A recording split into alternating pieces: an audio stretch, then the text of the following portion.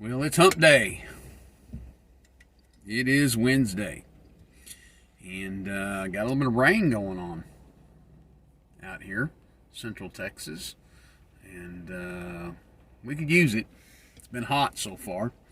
And we had a really, really wet spring, and it just seemed like it was raining every third or fourth day around here. Couldn't really get anything done. And then we've had a really kind of a dry spell. And so we got a little rain. So praise the Lord for that. That's all right. It's good. So no doors open today, no windows down today. I'll get wet. You can kind of see the moisture on the window over here. But, man, I woke up to thunder and lightning and everything else last night. So, but that's good. Not a big deal.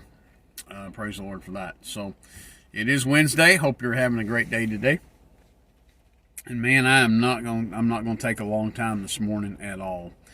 I'm going to get right into it this morning because I'm going to tell you something. This is not deep, but it is profound, okay? It's profound. So listen to me. Just stay with me on this, all right? And I'll give you something today. And I'm not out to offend anybody. I don't want to make anybody mad at me today. But I want you to hear me. So stay with me. Short and sweet, to the point. If you'll just stick with me for about 5 minutes, okay? So read chapters 11 through 15 this morning of 2 Kings. And in chapter 11, well, let me kind of back up a minute. These handful of chapters, man, it goes back and forth from Judah to the nation of Israel and the two different kings. And a king will reign, king will die. King will reign, king will die. And that goes through the history of these kings, just up, down, back and forth. And some of these kings serve the Lord and they do right, and a lot of them don't. And it's just a historical account of the reign of kings stepping up, stepping down, stepping up, stepping down. And so we see that all the way up to King Uzziah, and Uzziah was probably one of the more popular kings in this handful of chapters. But here in chapter 11, so I'm not going to give you a lot of history about this particular king and queen because it's kind of beside the point from where I'm trying to go this morning. But we see this woman named Athaliah, if I'm pronouncing her name correctly. And forgive me if I keep looking down at my Bible here. I just want to make sure I'm getting my name straight. Athaliah, in chapter 11, was the mother of Ahaziah, and Ahaziah's king, and he dies. Okay? So, when Ahaziah dies, Athaliah, his mother, she's evil. She's an evil queen. She's an evil mother, and she wants power. When her son dies, she goes and kills all of the seed. All of his brothers, everybody. She starts killing people so that she can have power and authority in the kingdom. She wants to reign. And but we see this other really godly woman. Remember, Athaliah, she's the evil, ungodly queen. Her son is king. He dies, and she's killing everybody. But then there's Jehosheba, who is the daughter of King Joram, sister of Ahaziah. Remember, Ahaziah was the king. So this is the king's sister. So she takes this baby, which is probably a lot more like a nephew, and hides him. Hides him in the temple. She sees mom's gone nuts. She's just killing everybody, slaying everybody. She's power hungry. She's just an evil witch, you know? And so she takes the son, the Joash, the son of Ahaziah. She's Ahaziah is the king. his sister takes his son and hides him in the temple. Okay, so I want to make sure we got all of our facts straight. And hides him for 6 years.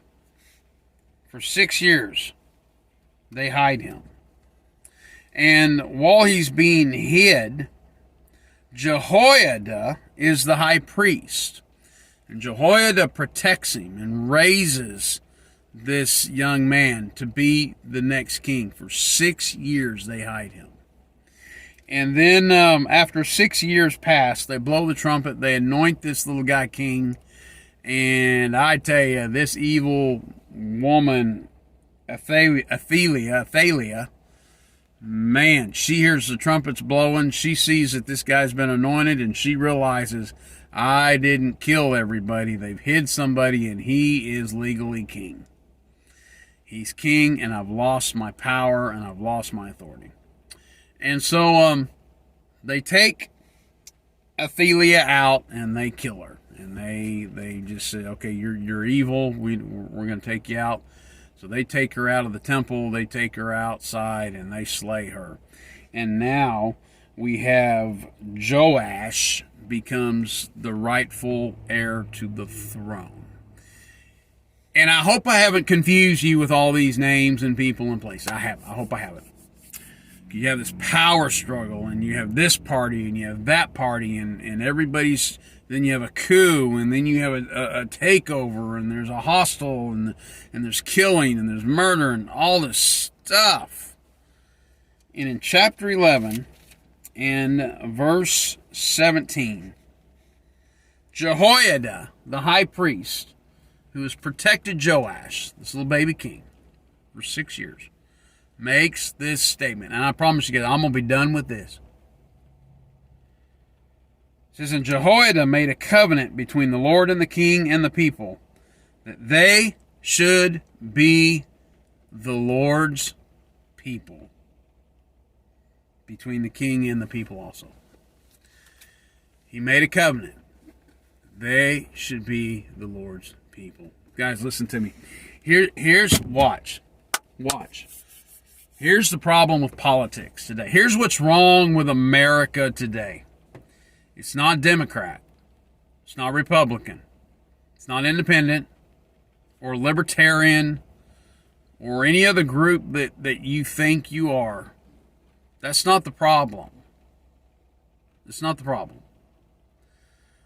What's wrong in America today and what's wrong with politics today is that we have this power struggle. It's Republican versus Democrat. It's this ideology versus this ideology. It's this thought process versus this process.